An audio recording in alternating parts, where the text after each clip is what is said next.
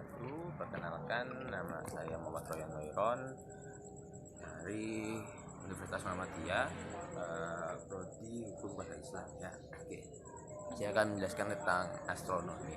Astronomi adalah ilmu yang mempelajari tentang benda-benda langit. Astronomi berasal dari pemikiran orang-orang yang memikirkan bagaimana alam semesta ini terbentuk.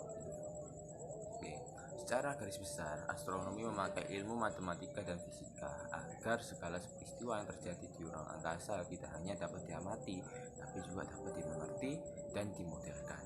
Selain matematika dan fisika, pengembangan perangkat lunak, pemrograman, analisis model, dan statistika juga digunakan dan dilakukan di sini. Sebenarnya, astronomi adalah ilmu kuno yang lama terpisah dari studi fisika terestrial. Dalam pandangan dunia Aristoteles, benda-benda di langit tampak seperti bola yang tidak berubah dan gerakan satu-satunya adalah gerakan seragam dalam lingkaran. Ya. Sementara itu, di dunia terestrial adalah alam yang mengalami pertumbuhan dan pembusukan, dan gerakannya berada dalam garis lurus yang berakhir ketika benda tersebut mencapai tujuannya. Terdapat anggapan bahwa luar angkasa terbuat dari jenis materi yang berbeda dari materi yang ditemukan di dunia terestrial, diyakini oleh Aristoteles sebagai aether atau sebagai api oleh Plato. Selama abad ke-17, filsuf alam seperti Galileo, Descartes, dan Newton mulai berpendapat bahwa daerah angkasa dan terestrial terbuat dari jenis bahan yang serupa dan tunduk pada hukum alam yang sama. Tantangan mereka adalah saat itu belum ditemukan alat untuk membuktikan pernyataan ini. Selama abad ke-19, penelitian astronomi berfokus pada pengukuran dan perhitungan rutin, posisi dan gerakan objek astronomi. Cabang astronomi baru yang kemudian disebut astrofisika baru muncul ketika William Hyde Weston dan Joseph von Fraunhofer secara terpisah mendapati bahwa terdapat garis gelap, daerah yang terdapat sedikit dan tidak ada cahaya yang diamati oleh spektrum ketika cahaya matahari diuraikan. Pada abad 1860, fisikawan Gustav Christoph dan ahli kimia Robert Russell mengamati bahwa garis-garis gelap pada spektrum matahari berhubungan dengan garis-garis terang pada spektrum gas yang diketahui berhubungan dengan unsur kimia yang unik. Christoph menyimpulkan bahwa garis-garis gelap pada spektrum matahari disebabkan oleh penyerapan unsur kimiawi di atmosfer matahari. Dengan cara ini, terbukti bahwa unsur kimia yang ditemukan matahari dan bintang juga ditemukan di bumi. Pada tahun 1868, Norman Lockyer mempelajari garis-garis terang dan gelap dalam spektrum matahari.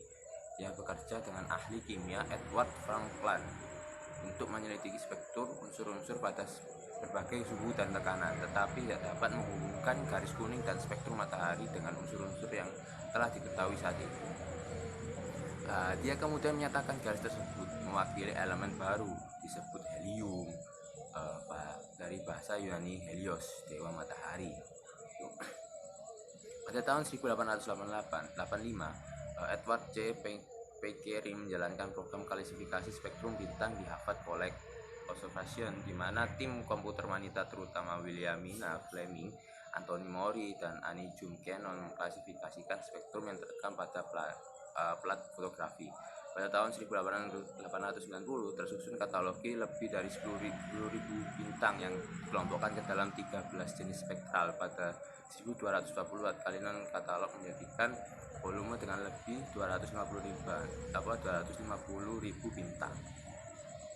Pada tahun 1895, Claude Hell dan James E. Keller bersama dengan 10 rekan editor dari Eropa dan Amerika Serikat mendirikan The Astrophysical Journal. Jurnal tersebut dimaksudkan untuk mengisi kekosongan dalam jurnal dalam astronomi dan fisika. Penilaian laboratorium yang terkait erat dengan fisika astronomi, eksperimen pada radiasi dan absorpsi matahari, teori matahari, bulan, planet, komet, meteor, nebula, dan instrumensi untuk teleskop dan laboratorium. Sekitar 1920, saat diagram Hertzsprung-Russell masih digunakan sebagai dasar untuk mengklasifikasikan bintang dan evolusinya, Arthur Eddington mengantisipasi penemuan dan mekanisme proses fusi nuklir pada bintang dalam makalah The Internal Constitution of the Star. Pada saat itu sumber energi bintang masih belum diketahui, Eddington dengan tepat berspekulasi bahwa sumbernya adalah fusi hidrogen menjadi helium, melepaskan energi yang sangat besar memenuhi persamaan Einstein. Ini adalah terobosan baru karena pada saat itu reaksi nuklir belum sepenuhnya diketahui. Pada 1925, Cecilia Gaposchkin menulis disertasi doktoral di Radcliffe College. Dia menerapkan teori ionisasi dan atmosfer bintang untuk menghubungkan kelas spektral dengan suhu bintang. Dia mendapati bahwa hidrogen dan helium adalah penyusun utama sebuah bintang. Namun pada saat tesisnya diterbitkan, Henry Norris Russell dari Universitas Princeton meyakini Paine bahwa kesimpulannya pasti salah. Russell kemudian mempelajari Paine selama 4 tahun dan dalam Astrophysical Journal edisi 1929 menyatakan bahwa penemuan Paine tidak dapat diragukan. Pada akhir abad 20, studi tentang spektrum astronomi telah meluas hingga mencakup panjang gelombang yang membentang dari gelombang radio hingga panjang gelombang optik, X-ray dan gamma. Pada akhirnya ditemukan pada abad 21, teori diperluas dengan memasukkan pengamatan berdasarkan gelombang gravitasi. Cabang ilmu astronomi ya, saya akan menjelaskan tentang cabang ilmu astronomi. Astronomi sering digunakan sebagai istilah yang mencakup semua dan mempelajari segala sesuatu di luar atmosfer bumi. Ini menerapkan konsep fisika, biologi, geologi untuk menjelaskan asal-usul dan evolusinya. Astronomi bisa dibagi menjadi 4 sub bidang beserta sejumlah bidang ilmu di dalamnya. Di antaranya adalah astrofisika ya. Saya akan menjelaskan satu persatu. Astrofisika ini menerapkan hukum fisika di luar angkasa. Astrofisika adalah bidang ilmu yang mempelajari sifat-sifat fisika, fenomena dan objek astronomi di jagat raya. Astrofisika membahas objek-objek luar angkasa dan juga bumi. Terkadang penamaannya dapat diganti dengan astronomi karena lingkup studinya yang mirip pada masa modern. Astrofisika menerapkan prinsip fisika pada astronomi, mirip dengan geofisika yang mempelajari fisika bumi. Astrofisika menghubungkan proses dan sifat fisik dengan bintang, benda langit, dan ruang sekitarnya. Kosmologi juga ada dalam astrofisika, yaitu bagaimana alam semesta diciptakan, berevolusi, dan takdir akhirnya. Dan juga ada spektroskopi, bagaimana cahaya memantulkan, menyerap, mentransfer antar materi. Terus ada juga geometri, bagaimana benda-benda astronomi berjaya di ruang angkasa berdasarkan radiasi elektromagnetik. Juga ada heliofisika, bagaimana konsta matahari dan radiasi dinamis mengaruhi lingkungannya di luar angkasa. Ada juga heliosemiologi, bagaimana struktur interior dan dinamika bintang disusun dengan mengamati gelombang dari permukaannya. Terus ada astroseismologi, bagaimana mempelajari struktur internal bintang dan pengamatan. Itu pengamatan osilasinya itu adalah yang ada pada astrofisika. Yang kedua astrometri, yaitu memetakan benda langit ya.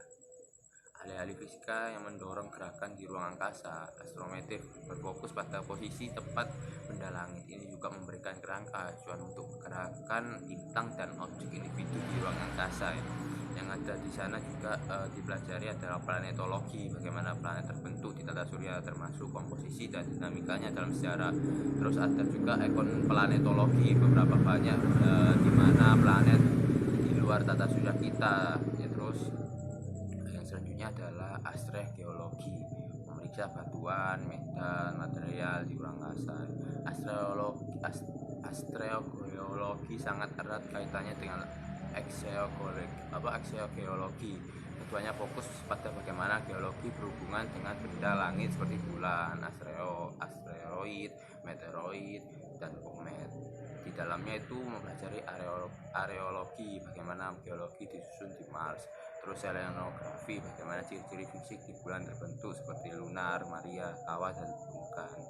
Ada juga ekogeologi, bagaimana geologi berhubungan dengan benda langit seperti bulan, asteroid, meteorit, dan komet.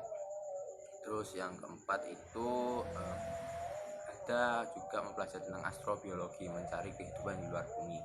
Astrobiologi ini melibatkan pencarian kehidupan di luar bumi. Ini juga menanyakan pertanyaan asal mula dan evolusi kehidupan. Apakah ada kehidupan di planet lain? Lingkungan mana yang tepat mendukung kehidupan? Gitu. Ekobiologi, seberapa mungkin di mana kehidupan di luar angkasa. Terus ada juga mempelajari astrokimia, bagaimana mempelajari zat dalam benda langit, bintang dan ruang antar bintang. Itulah 4 sub ya, 4 sub bidang. Mungkin itu saja yang bisa saya sampaikan, kurang lebihnya mohon maaf. Terima kasih telah menonton video ini. Assalamualaikum warahmatullahi wabarakatuh.